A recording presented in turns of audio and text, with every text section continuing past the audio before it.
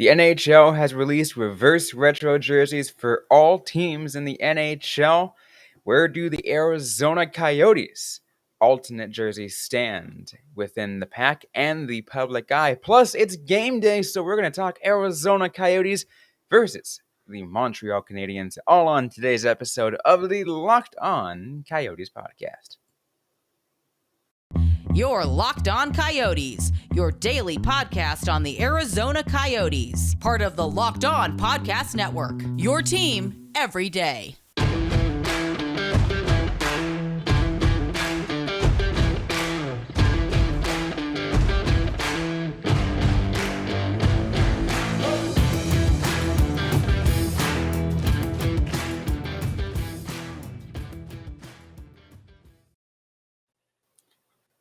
Welcome to the show, everybody. I'm Robyn Leonio. That's Carl Pavlak right beside me. On today's episode of Locked On Coyotes, I want to thank everyone for making this show your first listen every day. We are free and available on all platforms, including on YouTube. We got a great show for you guys today. This morning, the Arizona Coyotes, the NHL, have new reverse retro jerseys, and I think all of them, like, there were some pretty good ones out there, Carl. Sure. I think. I'm not sure how I feel about a lot of them because I feel like because second attempt at reverse retro is like things might be a little stale now, but I mean, it's funny that the tagline that they released last night, "History Never Repeats," was used for their second outing of a retro jersey. I think that there are some teams that showed more creativity this time around because, there's 32 teams in the league. You're not all going to have hits. And some teams last time didn't even really try. But then again, some teams this time didn't really try. Looking at you, Toronto. Yeah, a lot of teams just didn't they still didn't try and stuff like that. In the case with Arizona, it's interesting because they did the same third jersey style, just in a different color. And I'm going to show it to you guys. This, if you're watching on YouTube, is the Arizona Coyotes reverse retro jerseys. It's really just like take the the orange that was from that coyote head and reverse it with the purple that was the main color. Sure. Let me pull up the Coyotes reverse retro because the trim I think is a little bit updated. But you are right. It is very similar to that. I do kind of wonder maybe if the Coyotes had gone with like the running coyote logo, that'd be kind of cool. Honestly, trim looks mostly the same. It does look like, they do have maroon as opposed to black around the Coyotes. And if you're watching, you can see kind of like the V at the bottom. And of course, you get that classic orange NHL logo. I don't know if you saw that. Oh yeah, that is right. It is chilling right there. It's actually pretty cool. I do like that. I do like that aspect. Now, there's one thing that a lot of people are going to talk about, and that is the fact that it is starkly similar to Arizona State. People are going to talk about that. Is it there? Is it 100% there? Like, no. Can I see the resemblance? Yeah. But let's put things straight here. This is Arizona we're talking about. It's the Copper State. Earth tones is about the state. So if you're gonna go ahead and talk crap about the fact that it looks similar to one of the colleges, well, guess what? Like, that's just the way that this state works. Yeah, definitely. It is. I do not believe it's intentional. I believe Craig Morgan has come out and said, like, no one thought about ASU doing it, and it is not perfectly.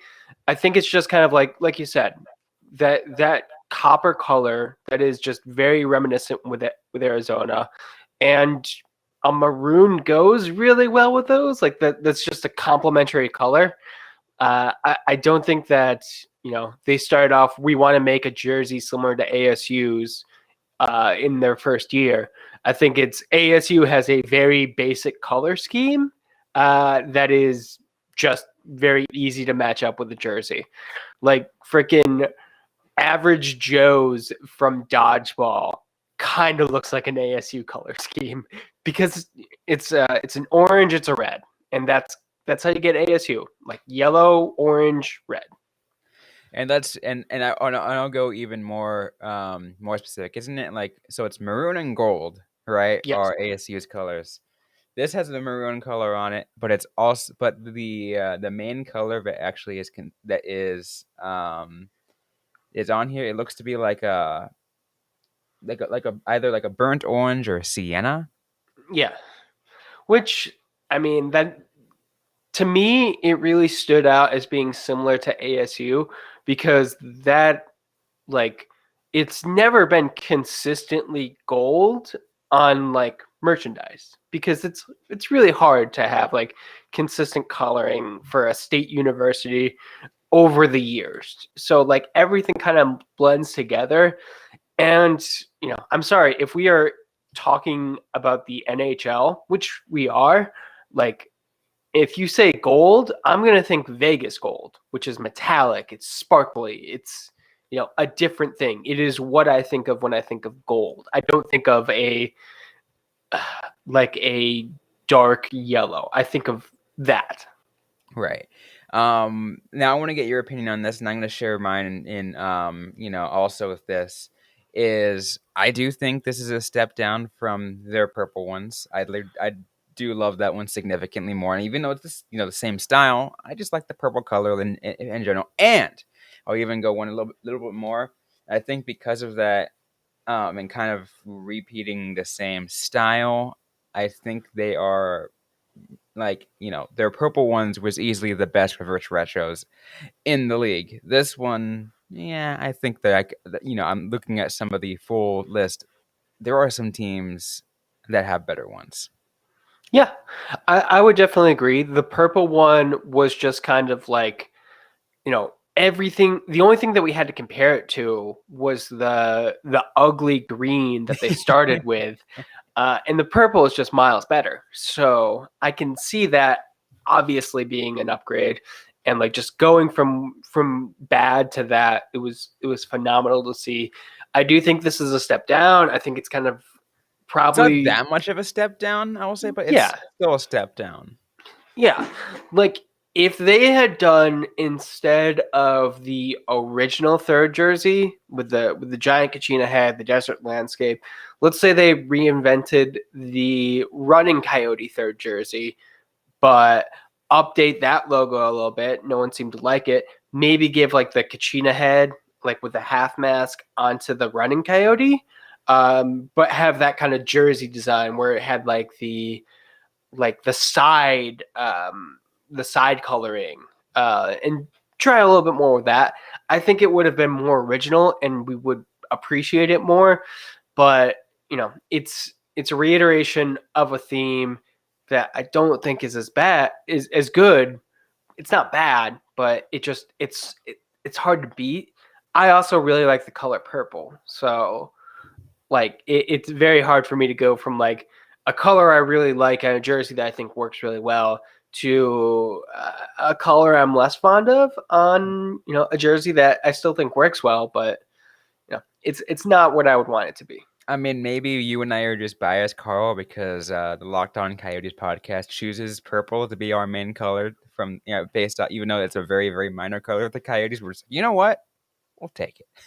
Yeah, and the moon logo I The thought was crescent pretty moon is good. purple, so Yeah, I did see that um, the salamander logo is back, which is really good. Oh yeah, no, the salamander, like with this jersey, it's a must. So before we move on to talk about this. Obviously, you and I really like this jersey. Thinks there could be more of it, but it's still a really good jersey. But I want to go ahead and ask one more thing to you. Is there any other jersey in the NHL for reverse retro that you're like, I like this one?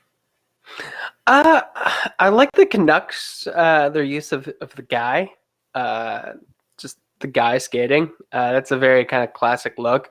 To me, that's it. The Tampa Bay Lightning is just gaudy and destructive looking.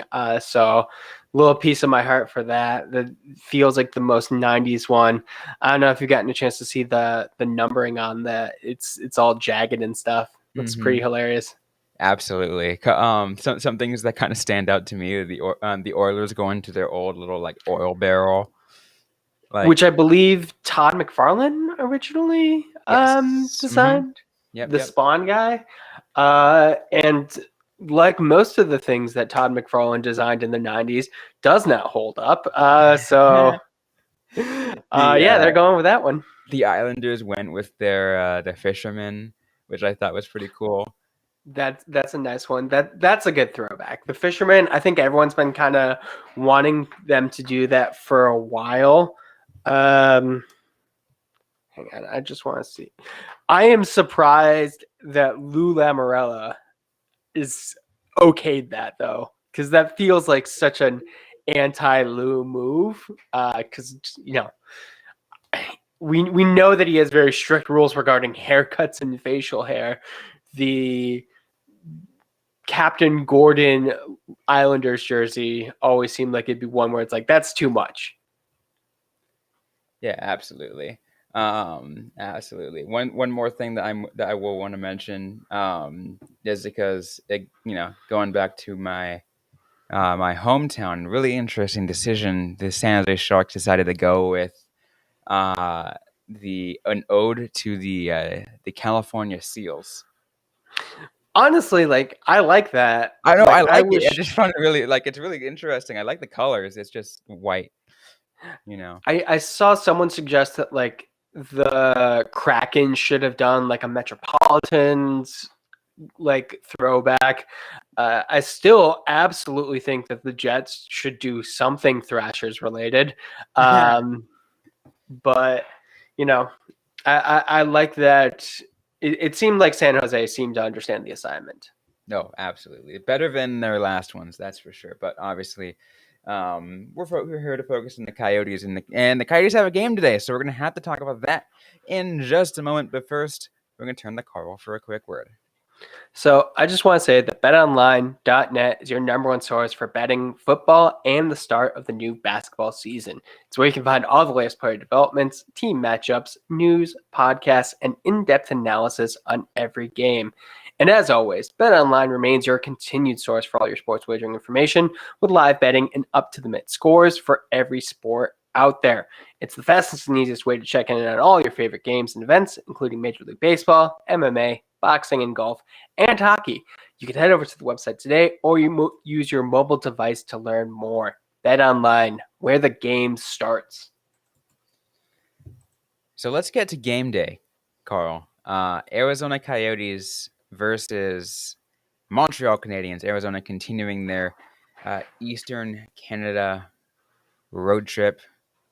And it's interesting because obviously, we're now looking at things differently from how Arizona played against Toronto earlier this week. So, like, that kind of plays an interesting factor into everything. I'm going to get your thoughts about this game. So I think that going into this game, the Coyotes have momentum. They're playing a team that's not that great. Like, we made fun of Toronto saying that they had elite players and the Coyotes don't, but that is absolutely the case. And when I look at the Canadiens, I don't see too many elite players. Oh, absolutely. Like there isn't very many, and like it seems like it'd be a lot closer for a team. But let's also keep in mind that this is a team that beat Toronto at the beginning of the year, beginning of Yep. in the first game of the season. So it's like, what are we to believe here? Yeah, it like But was that Toronto playing down against competition because they lost to the two worst teams? Like, I don't think the Montreal Canadiens made too many significant inroads to improving their roster during the offseason. So, they'll be a little bit better, but they're still kind of in that same spot that the Coyotes are. Yeah, no, the Uh, Montreal Canadiens are still in the same tier as the Arizona Coyotes. So that's what's going to make this game really interesting. yeah.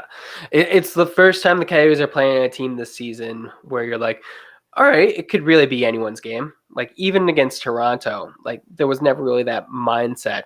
But, that just means that the Coyotes are going to need to do everything in their power to win this one, because it's not an easy win by any means. It's No, just an even playing field. unless you're a Homer writer for talking about another talking about the Yeah, uh, yeah. It does seem like, I don't know, like some fans tend to think that their team is better than it is, but you really shouldn't be saying anything if your team was the first overall pick and, you know, they're not exactly lighting the world on fire to start off. Um, I think we learned last season that Carey Price is very much a part of why the Canadiens were able to be successful, because he's one of the best goaltenders in the world. I feel like, a similar thing happened with the Ducks and John Gibson for a longest time, mhm. where like just a good goaltender is able to keep an average team like in some level of success, and they can make a bad team look like an average team. But now, like, without that, they're just kind of exposed as the team they are. Exactly. It's really interesting, and I think in that sense, um, like you'll never hear on this show any of us like guarantee or say this should be an easy win or anything like that. Despite the fact that we're on a talk, like even if the Coyotes were a better team and we're talking about a basement level team, you'll never guarantee anything. Yeah, I don't like to make guarantees in hockey. Hockey is a very dumb sport. It's why I don't like to bet on hockey, because it's a game of inches, it's a game of mistakes, whatever you want to say about it. It's a game where the best team doesn't always win. Right. And that's the interesting thing that you got to consider and all stuff like that. But that's what I like about hockey, and I think that's the thing. But like we said, we'll never guarantee a win. We'll never be overconfident with any of our teams, any of the games that Arizona's going to be playing. And even though, like I said, that these two teams are in a similar in the on that similar playing field, you know, we're gonna treat this one just like any other game. Like if the Coyotes are playing a much tougher team. I mean, where we're at now, it's tough to be overconfident because the Coyotes are bad. Yes. But talk to me in 3 years. Maybe we'll be a little bit overconfident then. Who knows? I know I've definitely been overconfident before. Like, and I'm happy to say, like, when a game looks winnable versus not winnable. But yeah, it's not something that I'm going to be making any kind of guarantees about. I mean, like you said, in 3 years from now, when Arizona is putting on the ice, Connor Bedard, Dylan Gunther, Logan Cooley, Connor Geeky, potentially Austin Matthews, like Yeah, like the Coyotes, if the rebuild goes successfully, could be a very strong team, and I think that we've seen strong teams tend to underestimate teams, or just they don't match up well against a certain type of play. Like the fact that the Coyotes beat the Avalanche so many times last season, it's just kind of one of those weird things about hockey. it definitely happens. What we're gonna do is we're gonna get to some predictions, maybe some players to watch out for. Talk about that all in just a minute. But I want to also thank everyone once again for making Locked On Coyotes your first listen today. After listening, go ahead and make your second listen. Locked On NHL game, Locked On Game to Game NHL. Every moment, every top performance, every result. Locked On Game to Game covers every game from across the National Hockey League with local analysis that only Locked On can deliver. Follow Game to Game on Locked On NHL, available on the Audacy app, on YouTube, and wherever you get your podcasts. But let's get to some predictions, Carl, because the Arizona Coyotes have their game today. It's only in a couple hours from the time we're posting this episode. It's at 4:05 p.m. Arizona time. It's at on the East Coast over there in Montreal. Arizona 1.5 underdogs at -155 plus 155 on the money line. So it's a pretty close game on this, on a much closer game on the odds than the previous 3 games that we've seen. With total points once again at 6.5. 6.5. Well, total points last time was 6, so that's not too surprising. I want to check to see how productive the Canadiens have been, because I know that they have one more win than the Coyotes. They've played one more game. How many goals have they scored so far?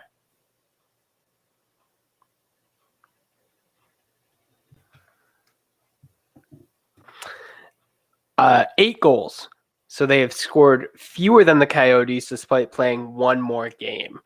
I'm gonna bet I would say bet the under on that, just because like these two teams, they don't seem to be high offense. 6.5 seems high, but there's also been just a lot of goals to start this season.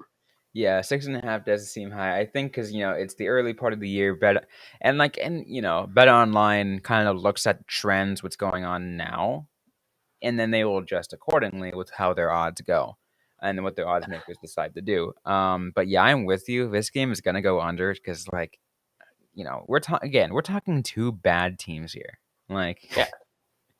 Although, like, sometimes you get 2 bad teams, that turns into a shooting gallery. So could go either way, really.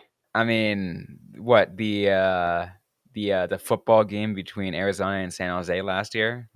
Yeah, that it happens. So, like, especially who's Montreal starting in net? Who's their goalie? I don't know if it's been announced yet, but we can just see. Let me check what Daily Faceoff has confirmed or not.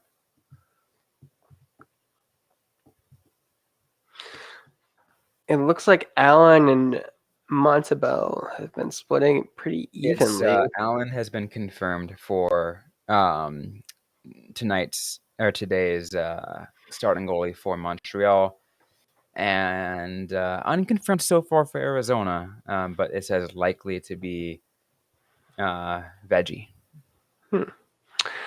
Allen's a solid goaltender. I always liked him in St. Louis, so it's good to see him getting a chance with Montreal. Absolutely.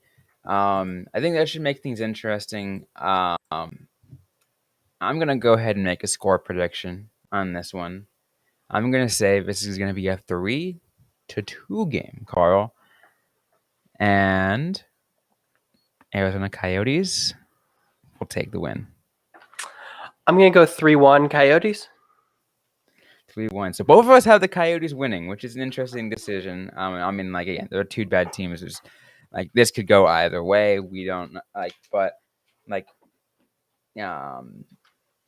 I'm a big fan of momentum, right? Them having just had that game, the game that they had against Toronto, and again, yes, there was, even with the controversy surrounding the ending of that game, a win's a win, and that still builds momentum. Yep, absolutely. Plus, the Coyotes just have good luck against Eastern Canada, so sure, yeah. And momentum, luck, that makes you feel better. So yeah, I can see that. Absolutely. Any players you want to watch out for? I would say Nick Ritchie's been pretty good for the Coyotes. Definitely a player to watch. Shane Gostisbehere, same. He's been contributing a lot to Ritchie's stuff, but got his own goal. On the other side, I'd say Christian Dvorak. Oh, yes. Getting a chance to see Christian Dvorak again. Love to see that kid. What's interesting? I kind of want to see how much more of a role Dylan Gunther can make. Yeah. Yeah. It would be really good if Dylan Gunther could take off and have a strong game. That would be really important. And again, we know he's not going to be up here in Arizona for for much longer because we're at now game 4, and the max that before getting sent back to the juniors is 9. So, but do what you He can. missed the first game though against the Pittsburgh Penguins. So this will be his third. True. So this will be his third, but still, like this point still stands. There are 9 games that he has. Yeah. Yeah, and it'd be nice if he gets a chance to actually show what he can do in those. Absolutely. Well, that's going to be it, though, for today's episode of the Locked On Coyotes podcast. If you like what you heard, don't forget to leave a review, like, comment, subscribe if you have yet to already. We're available everywhere you get your podcasts, including on YouTube. Don't forget to interact with us on social media. We're on Facebook, facebook.com/LockedOnCoyotes, on Instagram @LockedOnCoyotes, and on Twitter at LO_Coyotes. I am personally at Robyn_Leonio. Carl Pavlik is at Carl Pavlik FFH. Interact with us, ask a question you might have. We might answer right back, or on a future episode of the Locked On Coyotes podcast. Thanks again, everyone, for listening to today's episode. Hope you guys are staying safe out there. Hope you guys are staying healthy. And don't forget to howl on.